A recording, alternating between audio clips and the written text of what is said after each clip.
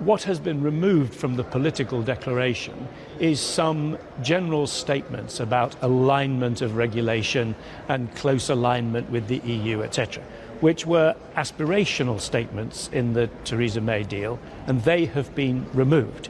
So I think the business fear, which you're hearing now from the CBI and others, is if that means that we will diverge quite quickly, then we may lose more market access more quickly than we thought we would. And that's particularly of concern, I think, in the financial sector. Is there a possibility of a Brexit bonus if a deal is ultimately agreed and we can move on and then get into the more meaningful negotiations about the nature of the relationship going forward? Can some of that lost growth come back? Lost growth, I'm not quite sure. There has been a Brexit bonus in terms of some stock prices. The RBS stock price, which, because we're very closely linked to the UK economy, is something of a bellwether for economic prospects.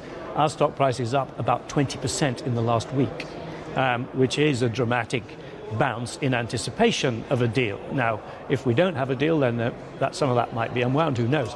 But I doubt if we would catch up the lost output. And indeed, I think most economists would argue that if you struggle to establish a free trade relationship with your largest trading partners, then that would be damaging to growth in the long run. So the question now becomes, how quickly can we set up a deal? And we haven't got much time, because one of the disappointing things about this agreement is that the end point of the transition has remained the same. So previously we were talking about an end point of a transition at the end of 2020, but where we were talking about a deal in 2018. Now we've got a deal in October, November 2019, and we're still talking about December 2020 as the end of the transition period.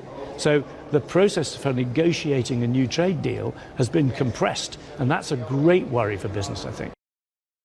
Hi, I'm Joanna Bersecci, and thank you for watching. You can check out more of our videos by clicking on the boxes on the screen. And don't forget to subscribe to our channel for more from CNBC International. Thank you for watching.